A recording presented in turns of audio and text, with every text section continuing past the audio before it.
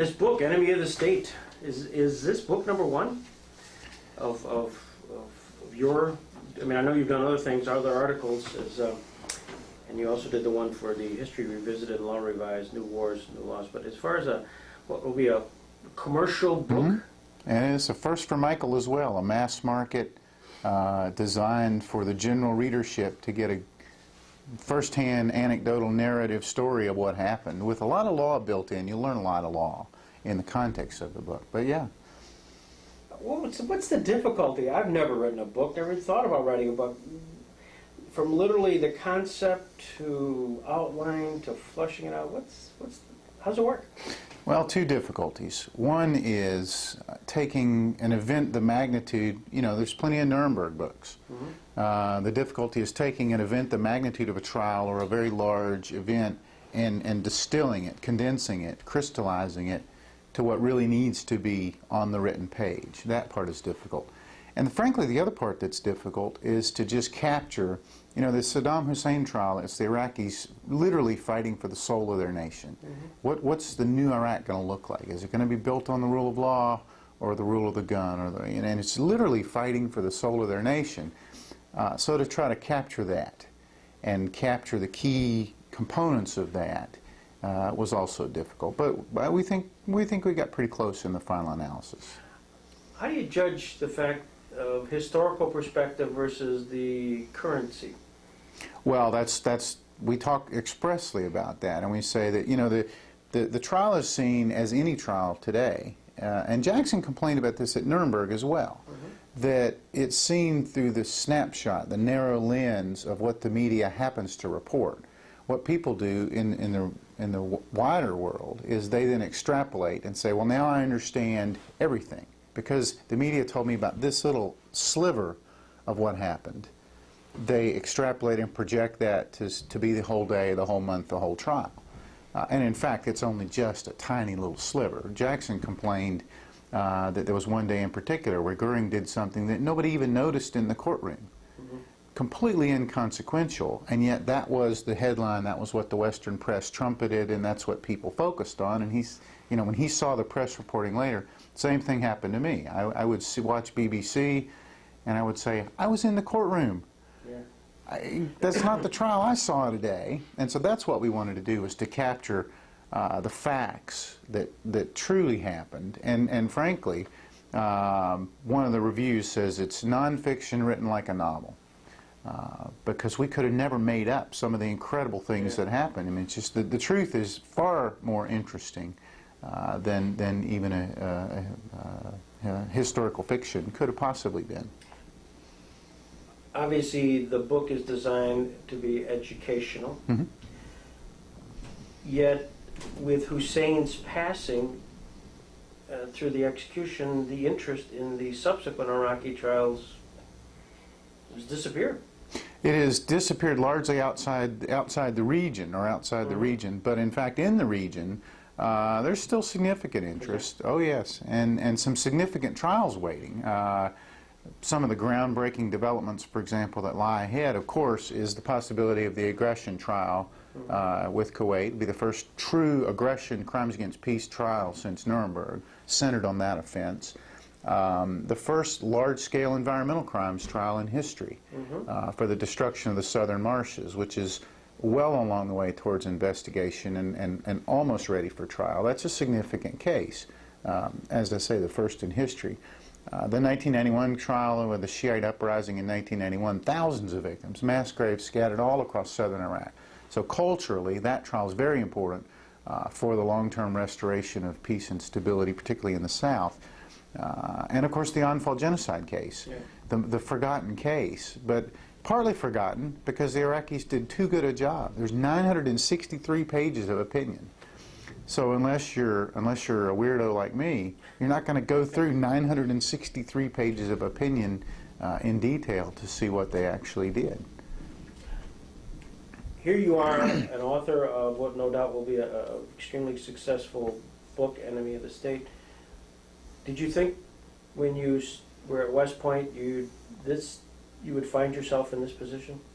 Well, no, I never aspired to career path. No, I never aspired to be an author. I'm a prosecutor. I'm a trial lawyer originally and an international lawyer. But for me, a book, this book in particular, is really nothing more than a vehicle for education. It's a way of helping people not just learn the facts, but learn a lot of law. And there's so many misconceptions. When people hear the news and they say, okay, there was genocide going on in Georgia, therefore the Russians have used a genocidal excuse to go in, they don't have any idea what it means. Right. And this book helps them understand the core concepts of genocide and crimes against humanity. And the DeJail trial in its own right, apart from the historical significance of having Saddam Hussein, as a legal matter, it had some very interesting elements to it. And there's some wonderful things to be picked up. You destined to be a lawyer? I'm sorry? Were you destined to be a lawyer? I was actually. Sounds, again, sort of geeky, but when all the kids were saying they wanted to be firemen and cowboys, I said, I'm going to go to the University of Virginia, Thomas Jefferson's University, and I'm going to be a prosecutor. And it worked out. Life is funny about that. So just to keep from a timeline perspective, did you go to law school and then to West Point from there? How did you, what's the timeline there? And it's funny because many of my cadets have done that. You can't go to law school and then West Point. I was a commissioned officer, graduated from West Point and was serving as an armor officer and having a ball, commanding an armor company, and there's a program where the Army you paid for my law school. All the American taxpayer paid for me to go to law school. You're welcome. Thank you.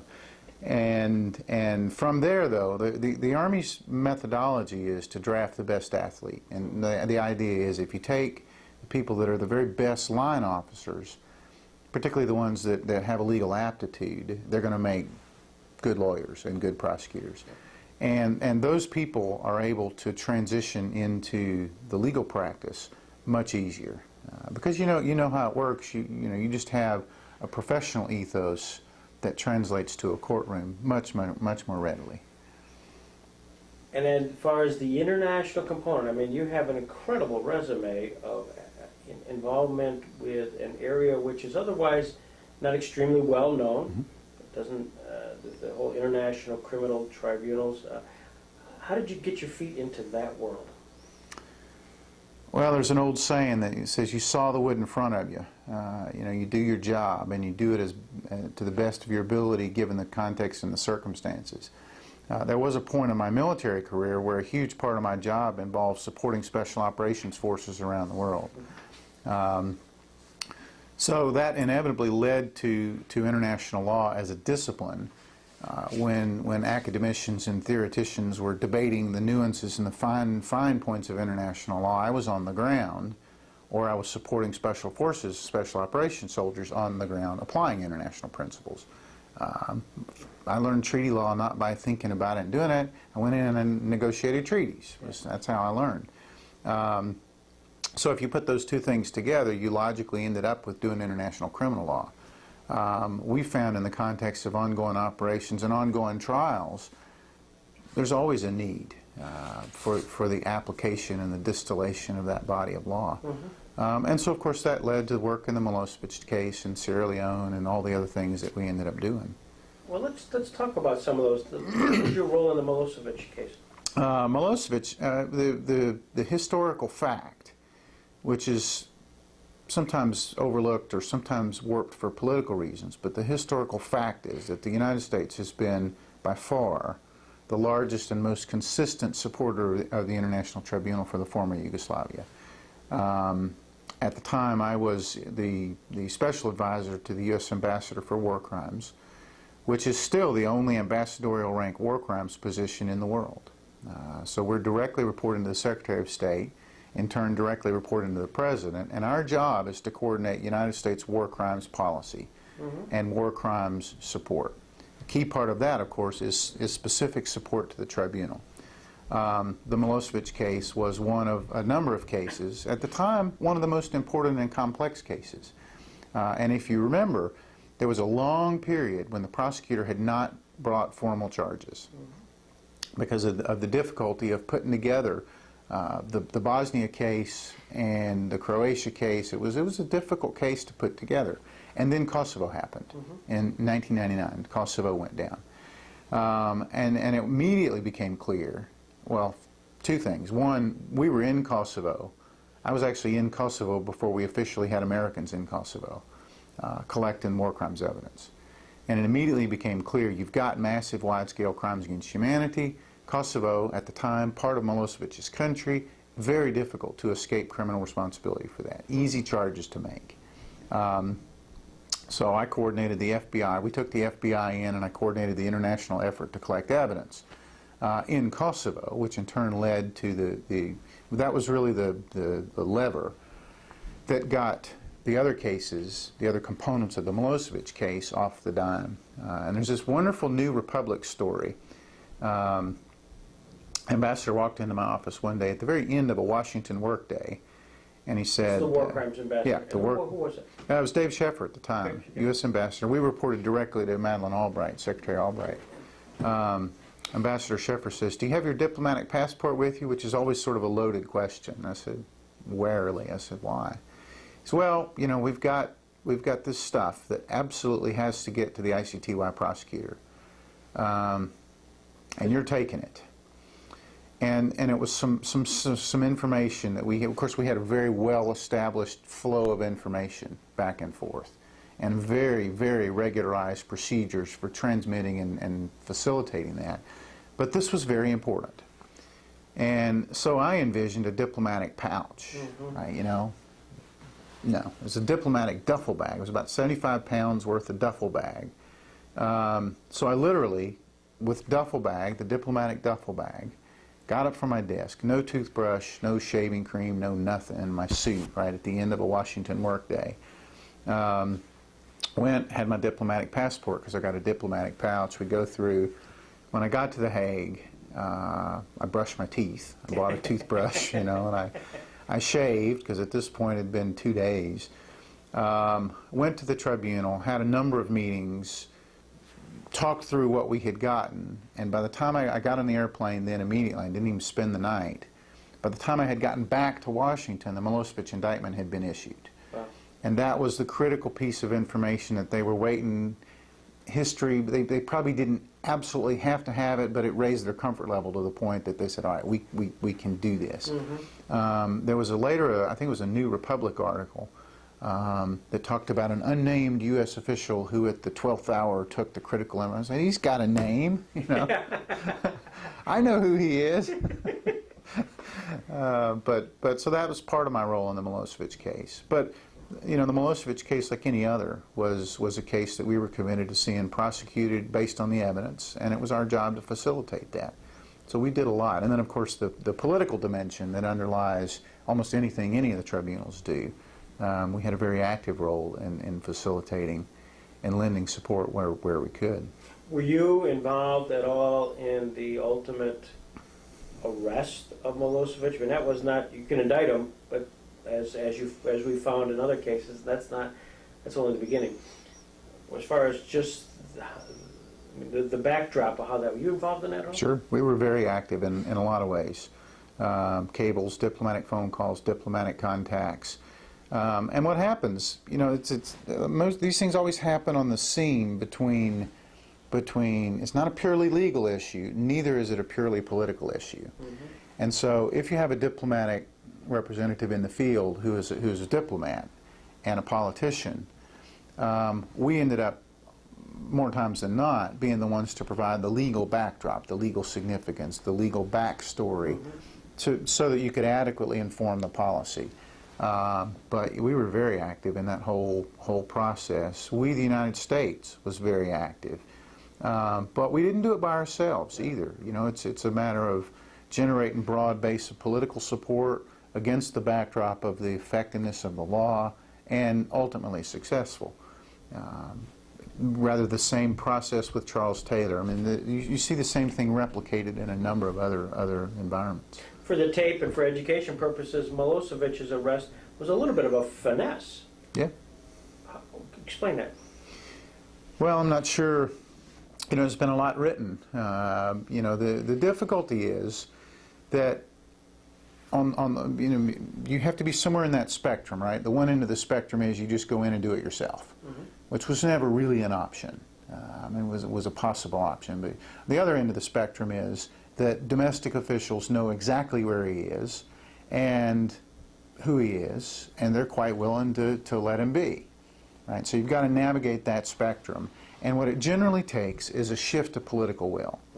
It takes political will, and there are any number of ways of strengthening political will, ranging from overt threats to, of course, the tool that we used in the Milosevic case was economic pressure.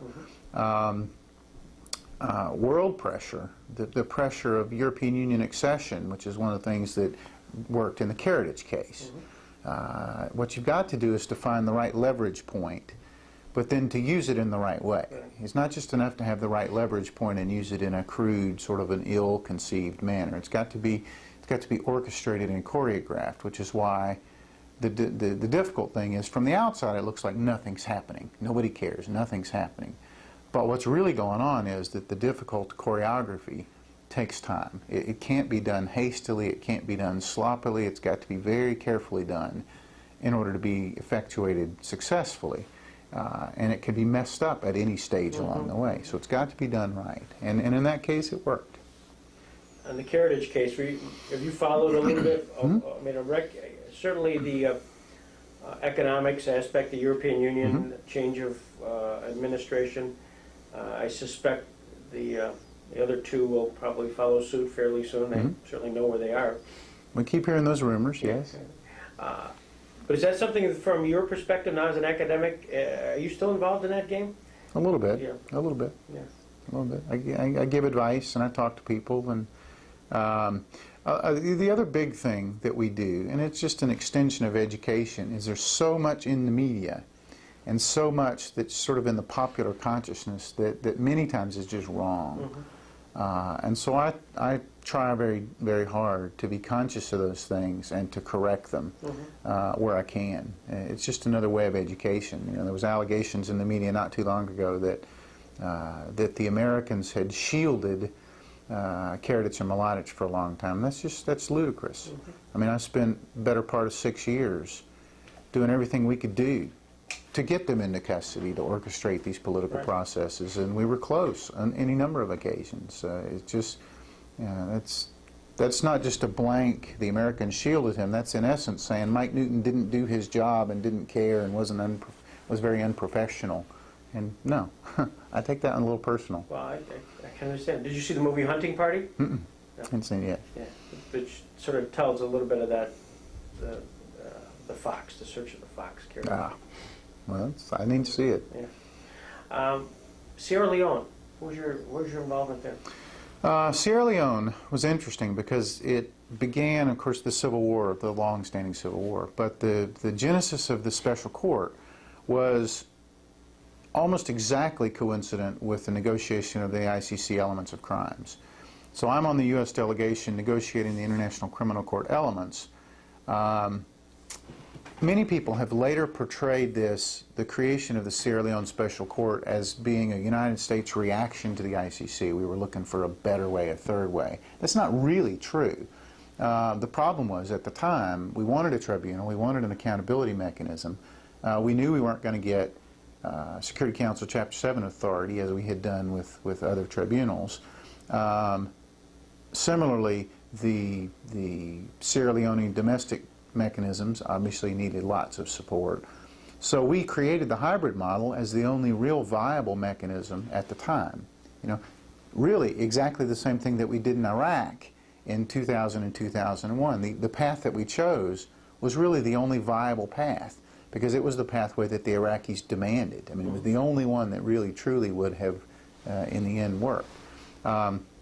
So in coordination with our allies, we created a group of nation states that had agreed on the principles and the concept of the hybrid model. I was on the United Nations Senate delegation to Sierra Leone to really do a feasibility study. We negotiated with the Sierra Leonean government, and of course we negotiated with each other. That committee became the committee that essentially supported the tribunal, both financially with personnel, with certainly evidence and resources, and some of the key early court personnel came from the members of that UN planning mission. So once we had done that, I was in Sierra Leone to do that. We picked the site, picked the location of the court, and we negotiated with the government. Then it was a question of okay, you now have the legal framework for an institution, but that's not going to get you to trial. That's not going to get you. So at that point, we were in exactly the same role as we were with the ICTY in Yugoslavia and the ICTR in Tanzania, which was to support and to orchestrate both politically but also legally what they needed to do to succeed. So that meant helping pick a prosecutor, helping find them. It's a historical fact that I was the guy that named Dave Crane, and then began the rounds, because David and I had known each other previously, began the rounds inside the State Department to get support, not only for the concept of an American candidate, which was at first very unpopular, but this particular American candidate. And so I shepherded that through, and once David had gotten over there, of course, I knew he was going to get on the ground and do the job, which of course turned out to be true. So I had a little bit of hand in Sierra Leone. What's the politics behind the selection of a prosecutor? Oh, it's extremely difficult, and I think one of the long-term difficulties in this field is the gap, and it's in some sense the same kind of process with the selection of judges, but the gap between the reality that these are political processes. It's a very politicized process. For example, in the ICC of voting judges on the various slates, it's very, very politicized. And it's an area ripe for horse trading and the political sorts of compromise and all that. The problem is that what you really need is the professionalized ethos, the professionalized core of true experts in this field. This is a process that doesn't lend itself to creating the mandate and the appointment for true specialized expertise. It lends itself to compromise choices, compromise candidates, who may or may not have the right professional ethos, who certainly may or may not have the right expertise, and yet for the political circumstances at that precise moment are a viable candidate. That's a long-term danger, it's a long-term threat to the field. Any prosecutor takes lots of effort and lots of political support, and it's a carefully orchestrated, it's very difficult to do. It's not a simple matter of just finding the right person and hiring them, because the appointment authority is a politicized process, and so you've got to straddle that. People were conscious of that in the International Criminal Court, and yet it continues to be a problem. It's a big problem, and we'll see where it goes in the future. Aside from the prosecutors, which is more of a seemingly politicized process for the selection, is there a core of professional groups being established, trial people, investigators, who really are the nuts and bolts behind these tribunals? Or does that process of politicization sort of filter down to the lower level? It does to some extent, but there is a hard core of people that have really useful, solid, tangible experience. And that core of people is beginning to expand. In the ICC particular, what you're now faced with is sort of like a tidal marsh. They're limited appointments, and so there has been a huge amount of turnover.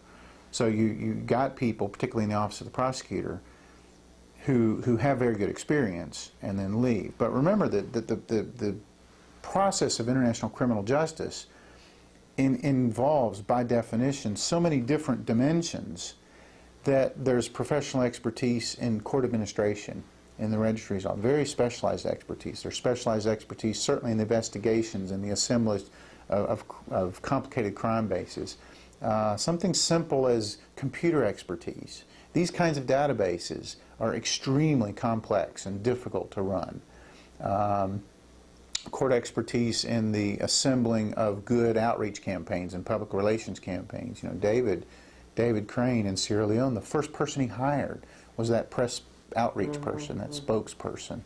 And I think that's probably the single biggest mistake that the Iraqis made.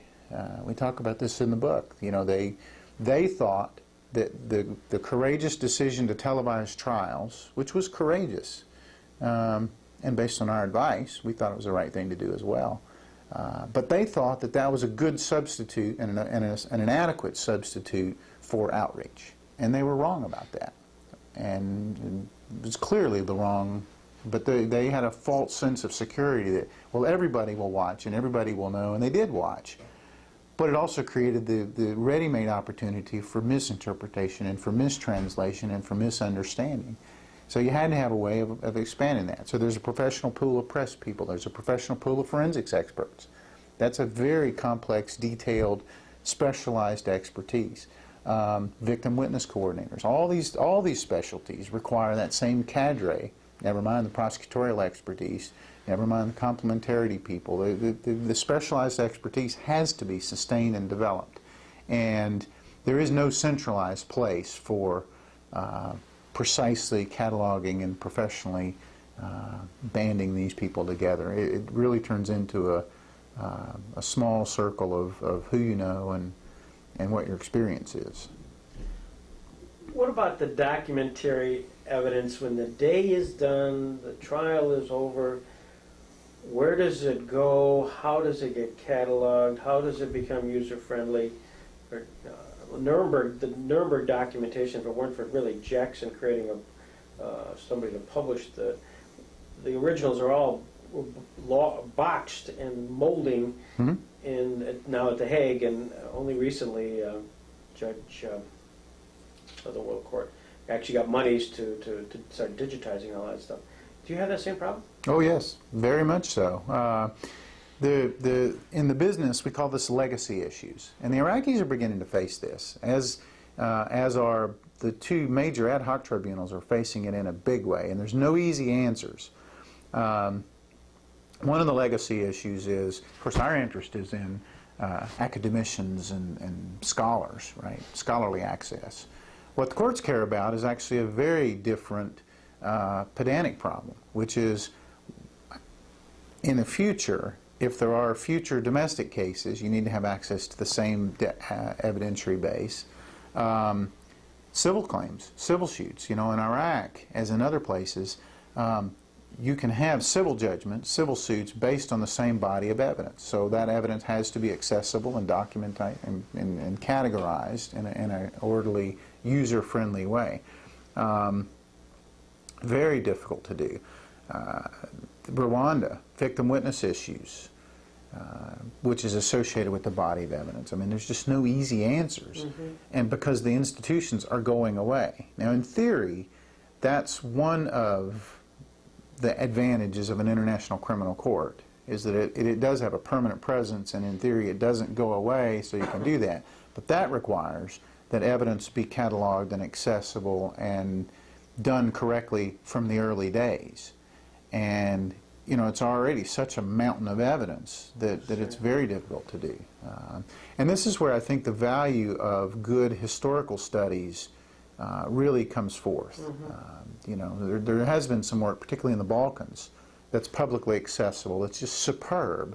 That's a very nice substitute for the detailed documentary evidence in the court file. But you still want transcripts available. Sure. Right? I think transcripts is a big issue. And the ICTY and the ICTR and the ICC have done a wonderful job of digitizing transcripts, making them available from day one, so anybody that wants to can get them. But it's a tough problem. Budgets. Heard it from Serge, and I'm sure I'll hear from Robert, and I heard it from Hassan last year.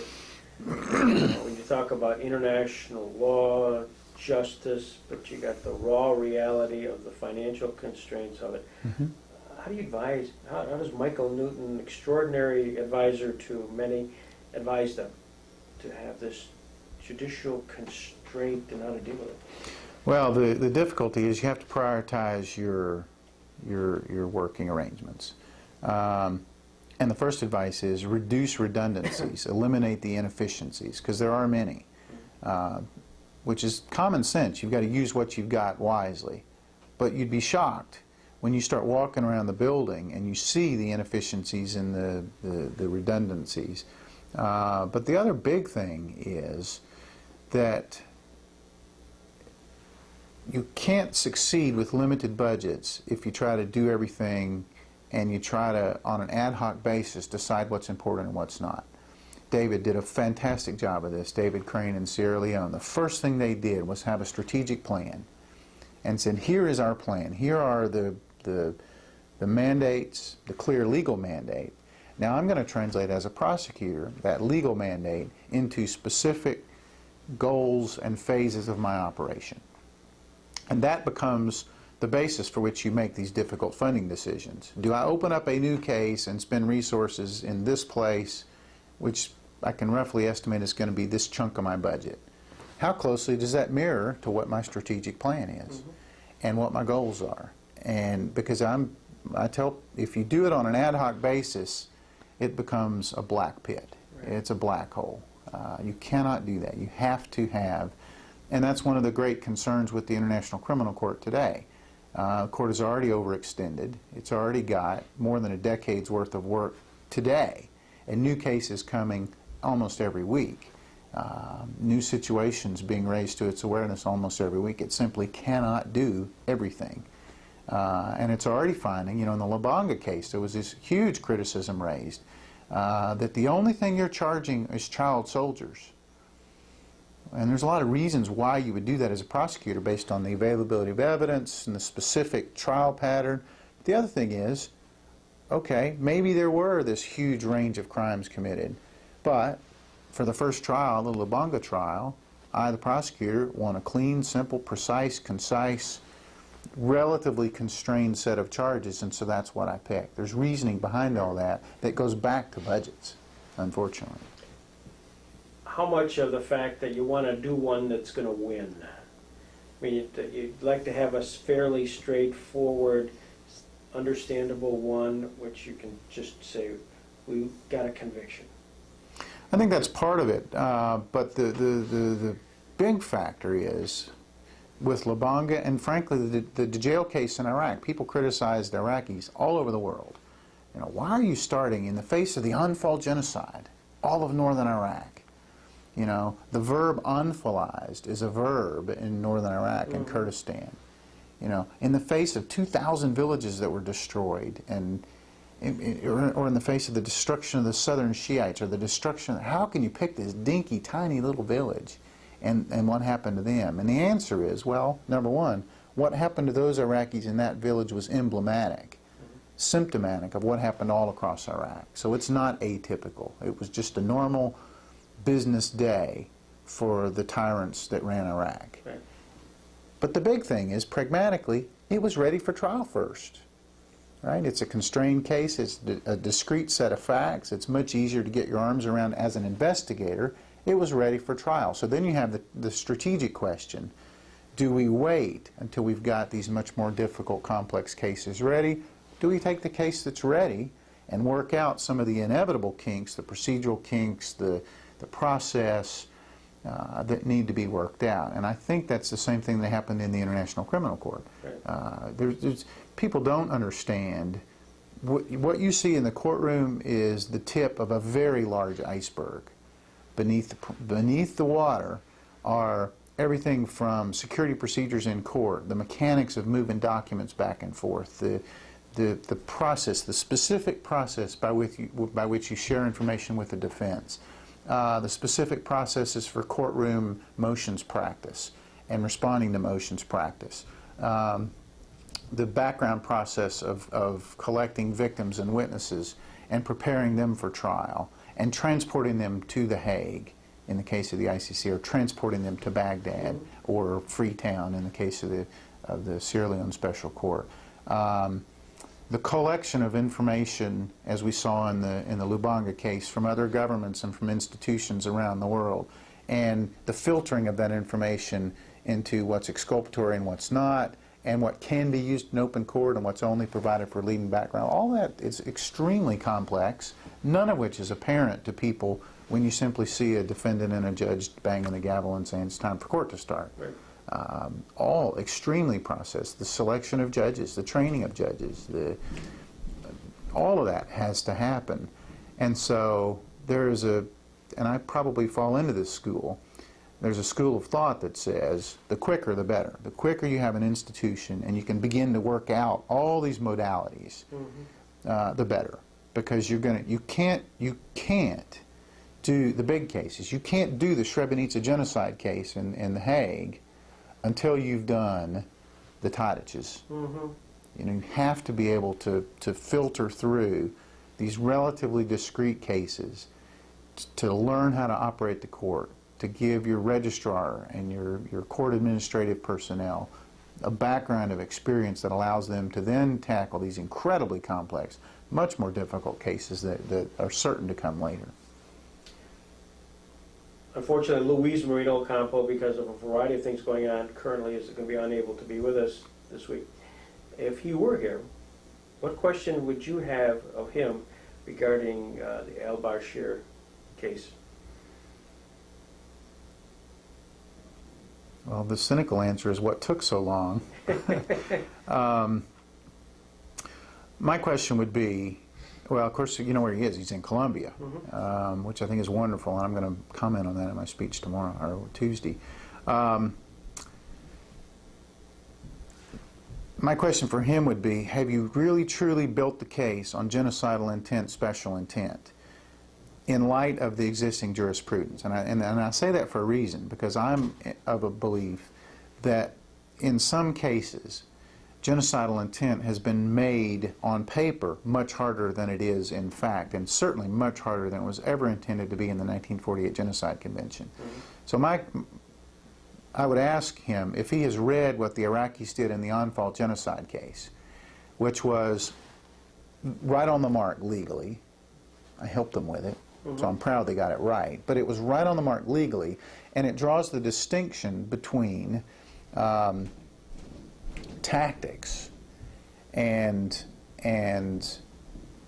the on-the-ground strategy, which most people would say, oh, that negates genocidal intent, because that's just tactics, that's just strategy. And that was the mistake, actually, that the International Commission made. You know, the International Commission said, we don't find sufficient evidence that genocide happened, certainly crimes against humanity, but not genocide, because of the motive-specific intent debate.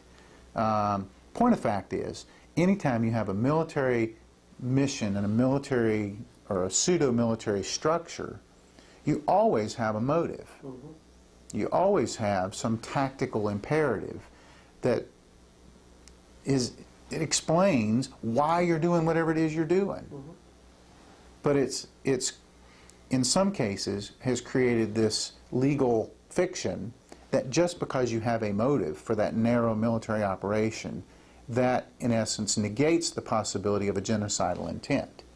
And that's just wrong. It's wrong on the law, it's wrong in 1948, and it's wrong today. And the Iraqis have wonderful language in the Anfal genocide case that rebuts that and rejects it as a defense. So that would be my question to Luis, is have you really worked through, and if you haven't I can come help you, have you really worked through, because that's what you're going to hear, no, this was just motive. It was just a military operation. See, even the international experts led by Bill Chavez and the International Commission agree that it wasn't genocide. There's no chain of command that's effective. There's no genocidal intent. There's maybe crimes against humanity, maybe other things, but not genocide. I disagree with that. I have argued, and I wrote a legal opinion, that it was genocide.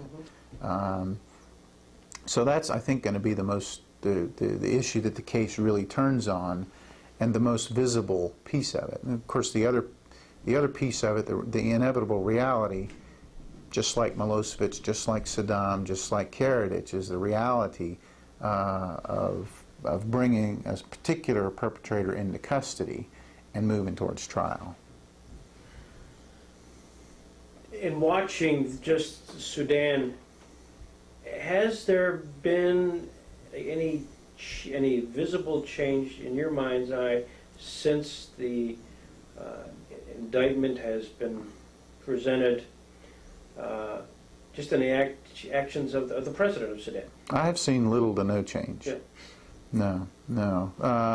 The other thing that is very timely that will be interesting to watch in coming months is the very recent announcement that, I have now appointed a special prosecutor to investigate war crimes and to look at some of the people that the ICC has indicted. So Minister Cachet, I'm going to appoint somebody to investigate that. I do believe, similar to negligence law, for example, that when a company takes ameliorative action after they find out about a problem, that's not good evidence of negligence and dereliction a priori, right? It's the responsible thing to do where you have later information, is to correct the problem. I don't think that the complementarity decision and the ICC authority, the admissibility decision, is a one-time decision. In other words, let's take Sudan. If they did in fact create a viable, an apolitical, substantive structure to prosecute war crimes, the ICC statute is very clear, the Rome Statute and the current structure of the world, that domestic states really do have the first priority. Mm-hmm. When it's done correctly, and it's not a one-time decision. So certainly today, the case is admissible and the court has jurisdiction because of the Security Council actions. That's not that legal position of admissibility, in my mind, can't be frozen in time. It's not a one-time decision. If there are legitimate, appropriate, valid, ameliorative actions taken later, mm-hmm. You're seeing the same thing in Uganda. You're probably likely to see the same thing in the Democratic Republic of Congo. And that's a good thing, right? Because if the goal of the International Criminal Court is to, in essence, a rising tide lifts all boats, to raise the median level of awareness and applicability of this body of atrocity law, as Dave Sheffer would call it, then it's a good thing that countries in situations that didn't have a valid prosecutorial structure before do now, mm-hmm. as a result of ICC effort. That's a good thing. What's next for Michael Newton? I'm going to do my job. I'm going to take care of students. I'm going to do my job. And 5 years from now, if you'd kind of crystal ball, the world of academia, or would you like to get back into the prosecutorial world? I want to do it all. There's a country song that says, I want to do it all. I'm going to stay busy in the prosecutorial support role. Right. I have a limited hand, and I want to stay. If anything, I could see myself getting back into pure policy making. Mm-hmm. Because the people, particularly in the U.S. government, that can bring together, knit together the different areas of expertise, there's not very many. Right. And so I feel sort of a special responsibility because I have a knowledge and expertise in these various areas that can be melded together. But of course I have an enduring loyalty to my students, and I'm always shocked. Students at these really good law schools, it's like a tidal pool, tidal marsh coming in, so some of the best ones graduate and you wonder, they're going to do fantastic things, and they are, and then you look and here's this new wave of equally good, equally smart, equally talented students, and maybe it's naive, but I really do feel like we make a difference with their lives, with their education, with their lives, and some of the best and brightest want to get into this field of international criminal law. And it's incumbent upon us to prepare them and to teach them, because we want the best and the brightest coming into this field. You don't want Omar Bashir's case to be tried by people that don't know what they're doing and work a couple hours a day and decide to go home for tea. You want some of the people that are truly committed, that are passionate about that case and about standing up for justice and for truth. And those are the people I teach. Yeah. And so I feel a special responsibility. So I want to do it all. I want to keep teaching, and I want to keep practicing, and one day I'll get back into the policy realm. Well, policy, practice, teaching. What does a Robert Jackson mean to a Michael Newton? Simple. I think Robert Jackson means the same thing to me as he really means to any right-thinking person who looks at the field. There's an iconic power of, and if you go back in time, and if you really look at the context, it took guts to even go. It took guts to create a vision of a future, and it took guts and principle to lay out that vision and then stick to it in spite of all the conflicting pressures. And that's what I've tried to do in my career. You know, you speak truth to power, not in a public way that embarrasses people, but behind closed doors, you tell them what the law is, and you tell them where the legal line is. This is what clearly is allowed. Beyond that is a policy decision. I'll give you my policy advice, but you got to make the right policy choice, and you got to take accountability for it. Robert Jackson created a vision and a set of enduring values, and in his professional life, it was with extreme fidelity, was faithful to those values and to that vision, which is a way of saying that in your heart of hearts, there's an old saying: you do what's right, not what's easy. And he stuck to that, and that's the way I've tried to live my life, is you do what's right, not what's easy. And sometimes it's not what's personally convenient or personally best, but that's what the right thing to do is, and that's why you do it, because it's what's right. And the harder right instead of the easier wrong is always the Robert Jackson pathway. This is great, Mike. I told you I'd steal you for half an hour. I've surpassed that, and this is great, and I look forward to hearing your words on Tuesday, but I think we're just going to have a fun few days together. It'll be fun. So, thank you. It'll be fun. So you're putting interviews up on websites. What are you going to do? What I hope to do with, what I have done is taken vignettes of probably 180 interviews. They're on our website. Oh, that's cool.